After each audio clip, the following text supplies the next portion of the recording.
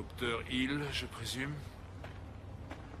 Les jeunes d'aujourd'hui ne savent même pas ce que ça veut dire. Ça m'étonne pas. C'est quand la dernière fois que quelqu'un s'est senti atrocement honteux d'avoir fait quelque chose? Même avec une preuve solide à l'appui, l'argument serait toujours « Oui, mais c'est hors contexte ». Ok, mais de quoi je devrais avoir honte, moi? Vous avez passé votre vie entière à rechercher la vérité qui se cachait derrière chaque grand complot, et ce n'est que maintenant que vous découvrez qui je suis. Ou bien ça prouve seulement que vous êtes doué pour vous cacher du reste du monde? Me cacher? Je suis dans le potin, même si plus personne ne sait ce que c'est de nos jours. Je dois avouer que le peu que je sais de vous, je l'ai appris grâce à une vidéo douteuse sur le net. Oh, et vous avez aimé, c'est moi qui l'ai faite. C'est ma nouvelle plateforme, les fausses fake news.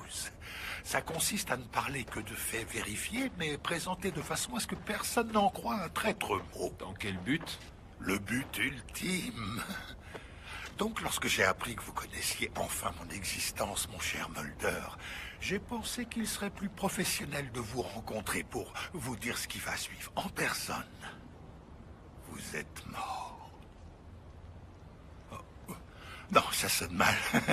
Désolé, je ne voulais pas vous faire peur. Vous êtes un has-been. Votre heure de gloire est derrière vous. Je vois. Et qu'est-ce que vous appelez mon heure de gloire? Eh bien, c'est une période au cours de laquelle les gens de pouvoir pensent qu'ils peuvent garder leurs secrets secrets. Et ils sont prêts à faire tout ce qu'ils peuvent pour que ça continue. C'est fini ce temps-là, je vous assure. On est entré dans une ère post-complot, post-dissimulation, si je puis dire ainsi. Et ça ne m'étonnerait pas que les jeunes trouvent une formule pour décrire le phénomène. Poco, par exemple. On les entendra dire « Oh, c'est trop poco ». Là, vous regretterez vraiment de ne pas être mort. Tant que la vérité éclate, ça me va. Personne n'en a grand-chose à faire que la vérité éclate.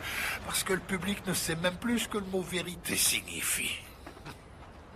Comment ça? Eh bien, je pense que les gens ne sont plus capables de faire la différence entre ce qui est vrai et ce qui est faux. Je crois qu'il y a toujours une vérité objective, une réalité objective. Oui, alors... Revenons à l'effet Mandela, par exemple. Eh bien, dans le temps, je serais jamais venu ici et je vous aurais jamais avoué que je suis tout à fait capable de modifier la mémoire collective. Cela aurait voulu dire que je pouvais aussi contrôler le passé. Et si c'est exact, alors comme le disait Orson Welles, celui qui contrôle le passé contrôle le futur. C'est George Orwell qui disait ça. Pour le moment. Enfin bref.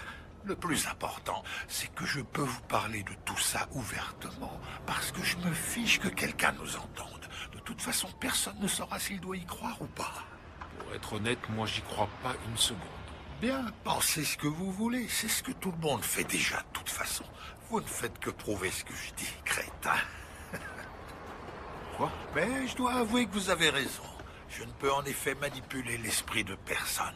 Et puis entre nous, je n'en ai pas vraiment besoin. Il suffit seulement que quelques-uns soient convaincus que c'est possible. Ensuite, il ne me reste plus qu'à semer les graines de l'incertitude. Tout ce qu'il faut en réalité, c'est un ordinateur. C'était ça votre but, la propagation de fausses informations sur le net? Peut-être bien. Vous savez, notre président actuel a dit quelque chose d'une grande profondeur. Il a dit « Personne n'en a la certitude ». À quoi faisait-il allusion? Qu'est-ce que ça peut faire?